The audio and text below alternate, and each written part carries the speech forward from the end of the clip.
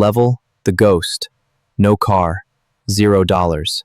You're standing at a bus stop in the rain, watching the cold world pass you by. A car slows at the crosswalk, then speeds up.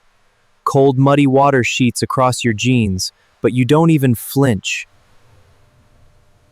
An old colleague from your previous job passes by. Your arm moves instinctively, trying to catch his eye, but his gaze never shifts. When you're stranded out here, you become completely invisible to the world inside the glass. It's not that people are actively mean to you. Cruelty requires effort and attention. You aren't being intentionally neglected, you've simply faded into the background like a piece of the street infrastructure. When the mass transit finally arrives, you step onto the wet floorboard, completely drenched. Society doesn't actively despise a man without a vehicle, it just acts as though he doesn't exist at all. Sitting by the window, you watch the traffic from the inside of a metal box. You are staring at a world that operates on a completely different frequency, realizing your presence leaves zero impact on the asphalt. Level, the survival rattle tolerance. You finally step into the world of vehicle owners, but it's a compromised victory. This machine speaks and you can even open your mouths in your financial desperation. Every single morning begins with a prayer and a nervous twist of the wrist.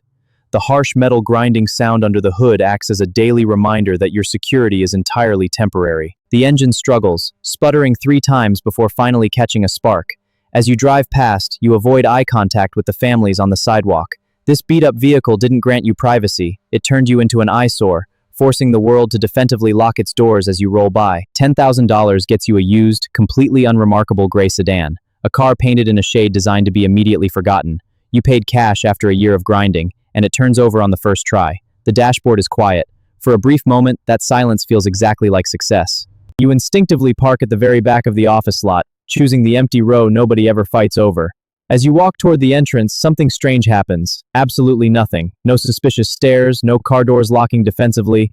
The receptionist gives you a casual nod, treating you like just another face in the crowd.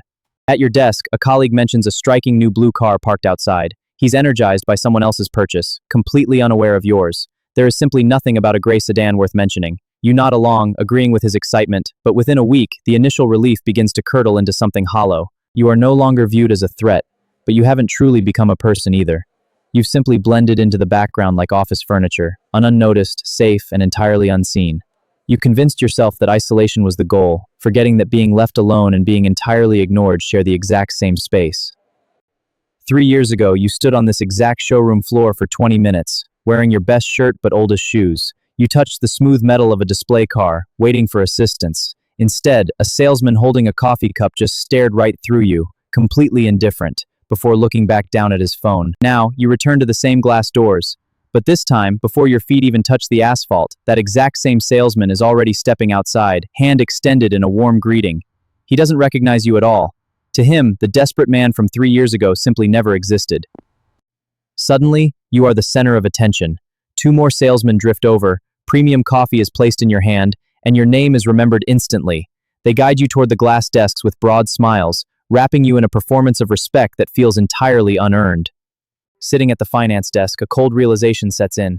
You didn't become a better person over these 3 years. You aren't wiser or kinder. You are the exact same man who was once invisible.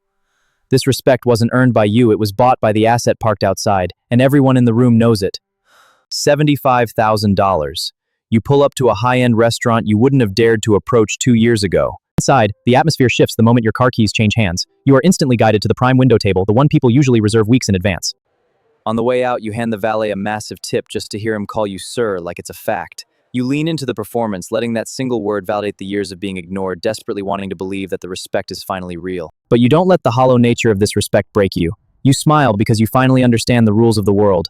The bus stop taught you how cold the bottom is, and this luxury car is simply the armor you wear to protect yourself from ever going back there. Let them respect the key or the metal, it doesn't matter anymore. What matters is that you earned the power to dictate your own worth. You conquered the survival rattle, you built your wealth, and now you drive into the future as the undisputed master of your own life.